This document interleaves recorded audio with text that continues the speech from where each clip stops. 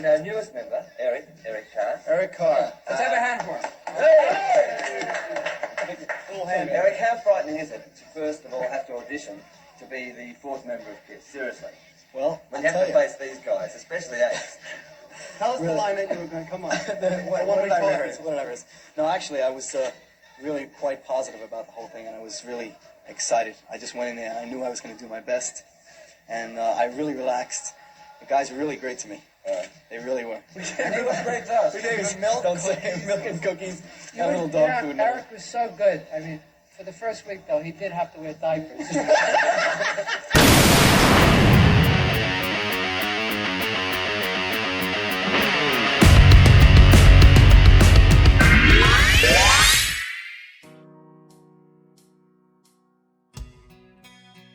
When Eric Carr joined Kiss in 1980, the band was searching for power, passion, and new life.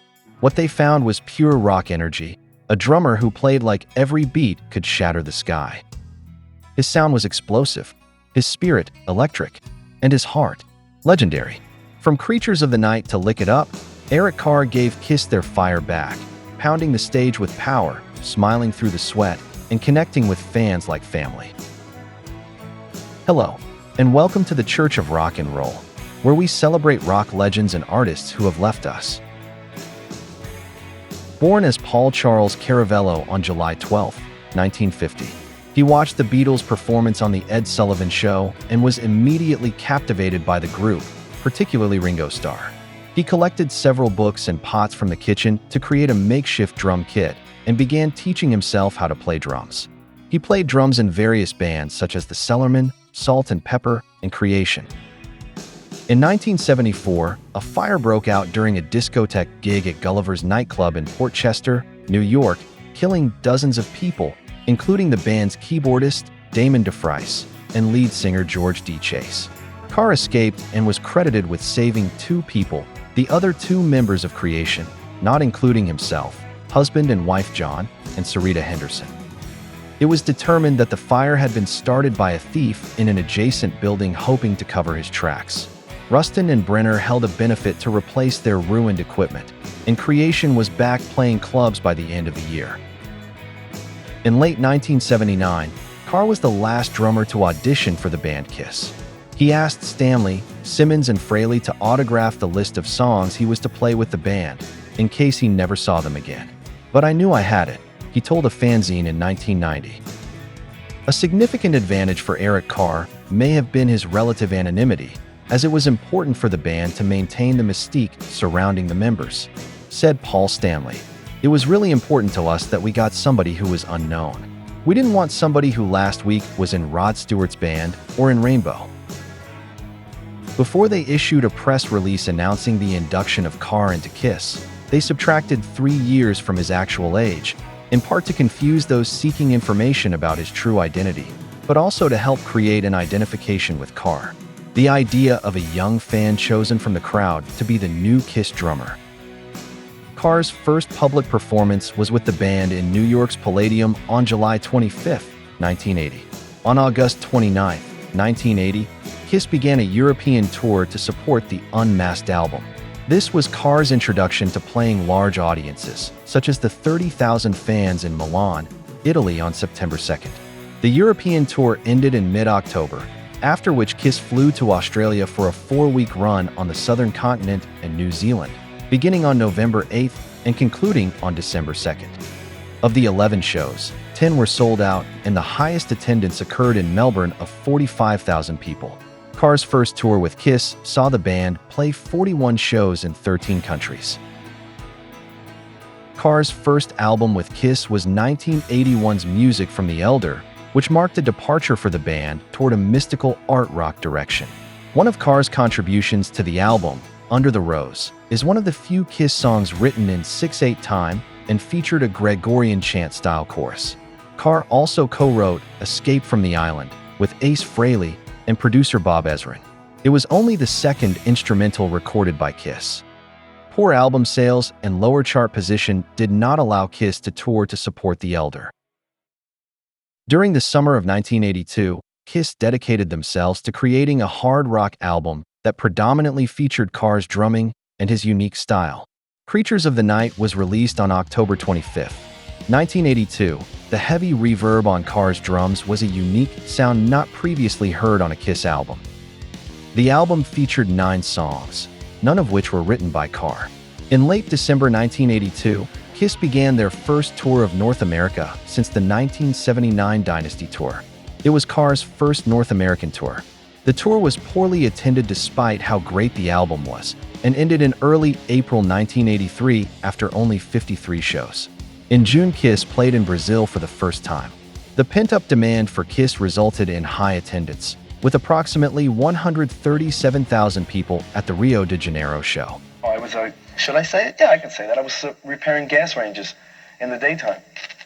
And, I was doing that so I'd have enough money to go to work. Play the that next back day. again, Al. Let's Okay. put that, you were doing While what I in the was daytime? playing in the band right before Kiss, You working for the gas company? not for the gas company, but I was repairing gas ranges Uh-huh. during the days. He's a gas. Yeah, I'm a gas. So anytime you guys need your stoves fixed, call on me.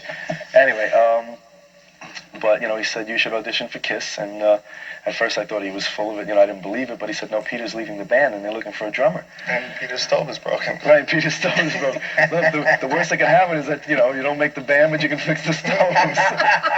Really, I'm very stressed out. And that's exactly what this show needs. Rock on. Hi, and I'm Eric the Fox, and what this show needs is the Foxy. Come on, guys. That's it. This show needs all the help it can get. His persona remained consistent for 3 years until the band's well-publicized removal of their stage makeup in September 1983, live on MTV. The drastic move came after declining album sales and a poorly attended US tour. Carr thought the band was coming to an end, but Kiss slowly turned their career descent into a rebound, and the band thrived once again. Carr earned a reputation amongst fans for being very friendly and approachable. He answered more mail than other band members and often added messages to his autographs. Despite replacing an original member, he gained popularity among fans based on his personality and percussion skills. Carr received writing credits on All Hell's Breakin' Loose from Lick It Up, Under the Gun from Animalize, and No No No from Crazy Nights. Carr said he found writing lyrics harder than writing music. Eric Carr was a powerful, hard-hitting drummer and one of the first drummers to adopt the classic 1980s snare drum sound, a highly reverberated and low-tuned sound.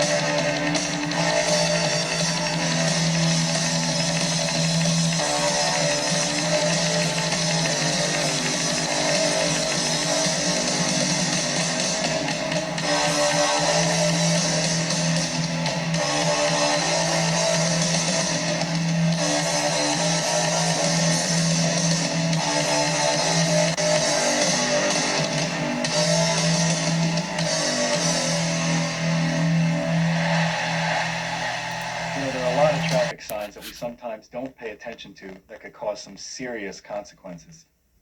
You know, there's one sign you better not ignore. That's the drug-free school zone sign. Violation of this sign can mean some real time in jail. Take it from me, Eric Carr of KISS. We're not fooling around. This is deadly serious. Don't mess with the kids. This is cool stuff, man. When I was younger, so much younger than today, I never needed anybody's help in any way. Now these days are gone, and I'm not so self-assured. Now I changed my mind, I open up the door. Help me if you can, I'm feeling down. What are you doing? Last night. 1, 2, 3. There you go. What am I doing? Oh, I'll do the melody. Last night I said these words to my girl. Sure, ready? Go ahead. Should play the part. 1, 2, 3, 4. Last night I said these words to my girl. Wait a minute. Everybody here hears his own kind of music. So you're gonna cut tape and we're gonna do this spontaneously. You go. Last night I got last night I said these words to my girl. You stay And who's straight. doing? Last night I said these words. Eric Carr's doing that. That's the melody. That's me. Last night I said these words to my girl. Right. 2, 3, 4. Last night I said these words to my girl. 2, 3, 4. Last girl. What's it's straight notes. Well, we got to appeal to the Chinese audience Let me do too. the straight one. You do the melody. I'll do the straight one. 'Cause Last I night, don't feel creative. I last can What are you sing gonna sing? it. Just the last night I said these words to 1, my 2, last 3, 4, and last night I said these words to my girl. Bum bum bum bum bum bum bum. I know you never even tried, girl. Bum bum bum bum. Come on, come on. That's all you get because we don't know how to do it. It was. The fuck am I talking? When the rain comes, You might as well be dead. This is cool. No, I don't believe any of this. We really are heavy metal kind of when guys. the rain comes, What are you doing, Tom Petty? when the rain comes, I can show you that when it starts to rain, I can show you that everything's the same. I can show. I can show you. I can show you. Rain. We're trying to get this right for you. He just falls Ready? over. He's just sleeping. Rain. What do you want me to do? Rain. Rain. Good. Okay.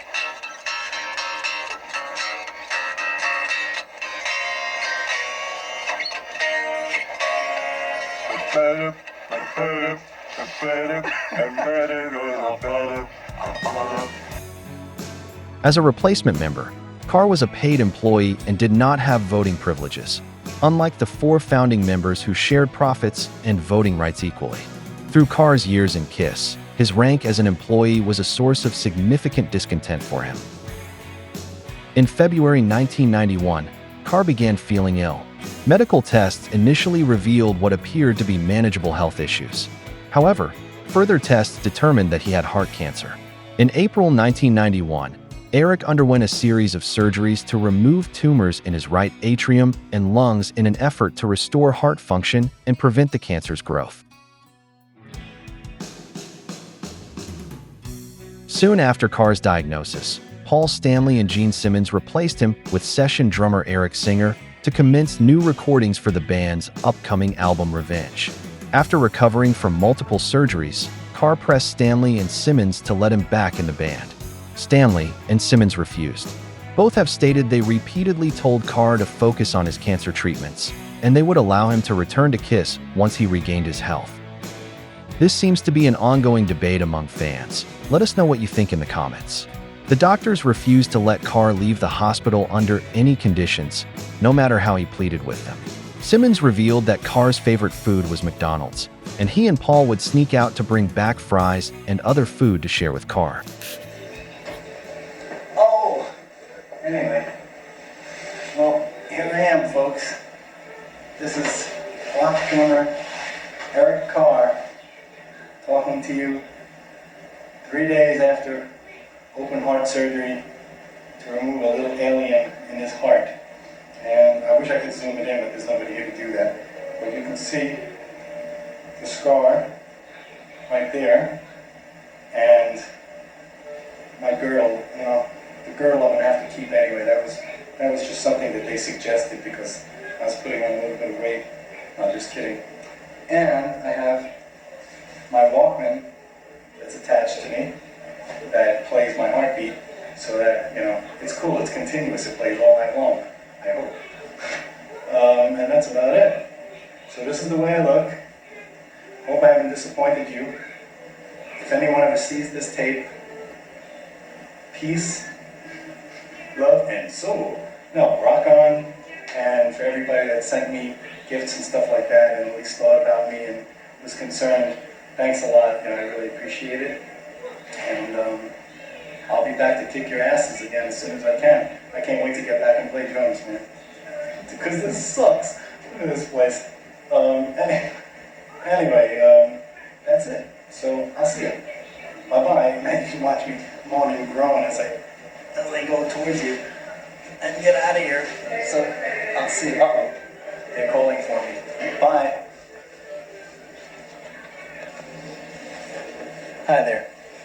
There was just one more thing that I thought I should do in order to make it an authentic, real rock and roll type tape, okay? I figured that maybe I should moon everybody. Thank you very much. Goodbye. By mid-1991, the band was preparing to shoot the music video for their upcoming single God Gave Rock and Roll to You Too. Despite his poor health, Carr asked Stanley and Simmons to allow him to be in the video. They ultimately agreed, after the doctors let the band know Carr had only 2 or 3 months left to live. The doctors decided that Carr might as well do what he wanted and be happy in his last few weeks. Not long afterwards, he suffered an aneurysm and was rushed to the hospital. Several days later, he suffered a brain hemorrhage and never regained consciousness. He died on November 24, 1991, at the age of 41. His death occurred on the same day as Freddie Mercury, the lead singer of British rock band Queen, whose death attracted more media attention. Carr had also been in a nearly 4-year relationship with future model and actress Carrie Stevens at the time of his death. He had planned on giving her an engagement ring for her birthday. In keeping with Carr's accessibility to his fans, his family decided to open his funeral service to the public while reserving the interment as a private event. Carr is interred in Cedar Hill Cemetery in the town of Newburgh, New York. The Revenge album was dedicated to Carr. He was also paid homage on the Kiss My Ass and Kissology 2 videos. Eric Carr was very fond of Ace, rather, I'm sorry. He was very, he knew that Ace reached out in many ways to include him in the band in a big way, like as a friend and a hang, so I remember that. And for me, I got so many Eric Carr stories, it's ridiculous. I'll tell you one funny one that I don't think everybody knows. He loved chocolate. He was crazy for chocolate. And when we went to Hershey, Pennsylvania, he had to go to Hershey, Pennsylvania, for Hershey's chocolate bar, okay? But there were times, like on the road, I go like, Eric, did you have breakfast? No. I had a, Hershey's chocolate bar. Basically, that's what he had for breakfast and a Coke. You wonder where his, blood sugar was, what was going on. But Eric was kind of funny that way, that he was always a kid at heart. He really was, and that's why he was so, I thought he was overly gracious in some ways to even, he'd inconvenience himself to meet you guys. He'd stand out in 20-degree weather in Sweden to meet the fans outside the lobby, at a hotel. He was incredible that way. That's my, some of my fondest memories about Eric Carr in that way, Yeah. In July 2005, Carr was voted the 10th best drummer of all time by Planet Rock. No other member of Kiss was given the distinction of making the top 10 in the categories of vocalist, bassist, or guitarist. Carr was one of only 2 American drummers to make the list, with all the others being either British or Canadian. Every fan who felt his rhythm, every bandmate who saw his smile, every dreamer who believed that heart and hard work could change their life. They all still carry his rhythm inside them. If you enjoyed this video, please give us a thumbs up and consider subscribing. Eric Carr wasn't just a drummer. He was heart in human form, kind, humble, and full of fire. He gave his all until the very end, not just to the music, but to the people who believed in him.